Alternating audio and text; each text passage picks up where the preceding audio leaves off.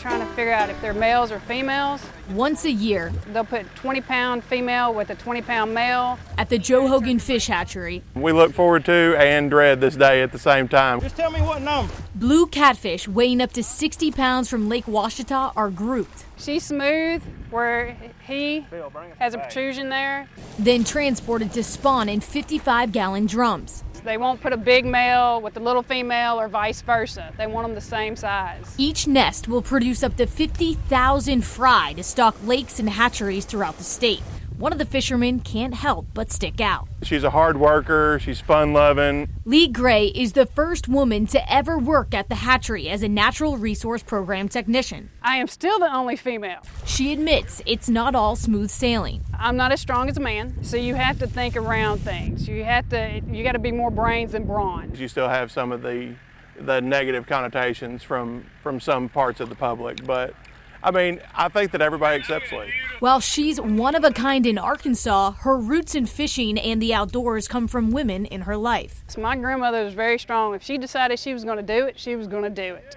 And my mom's the same way. Her best childhood memories revolve around fishing at her grandmother's. We'd take all her scraps, food scraps, and put them in the backyard under a piece of wood, and we'd go out there and find worms the next day. It wasn't about what Gray reeled in, it was always about the biology behind her catches. So what are the fish eating here?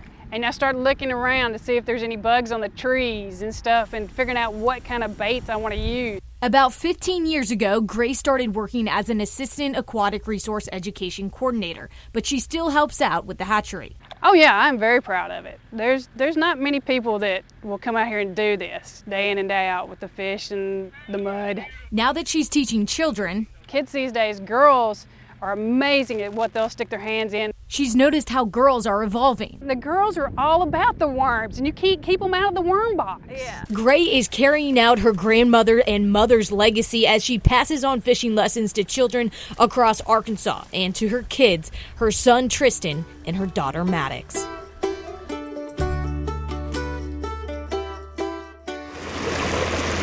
I think it's that anticipation. In the foothills of the Ozarks, You never know what's going to bite on that hook. in northeast Arkansas, flows the Spring River. Everybody needs to do this every now and then. In a tiny town with a sizable industry.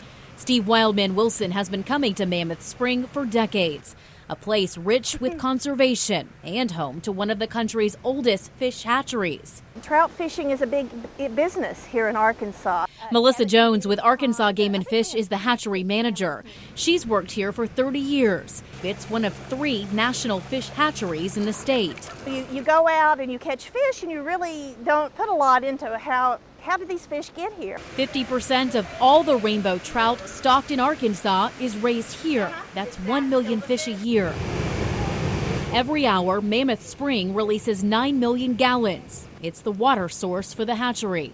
From the time we get an egg until it's 11-inch stalker size, it takes about 14 to 15 months. So a lot of time and money is invested in that fish even before it's available for anglers to catch. This hatchery is among a handful in the world that uses in-ground silos to raise fish.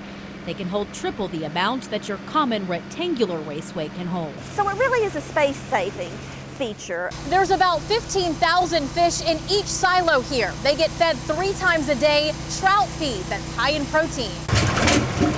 Every day, at least 2 truckloads are distributed across Arkansas. On this day, the Spring River got stocked with 500 trout. They're also taken to Bull Shoals, Greer's Ferry, and 26 community sites like MacArthur Park in Little Rock. So it's 365 days a year. Today, it's raining. We work in rain, sleet, snow, in the heat. It's a full-time job. And to keep things running smoothly, netting covers the hatchery to keep blue herons away.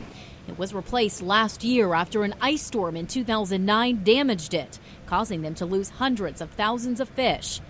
As for the economic impact, this hatchery provides millions of dollars every year, not just for the local economy, but statewide. Certainly something all Arkansans should be proud of. A small city reeling in big adventure and plenty of potential luck.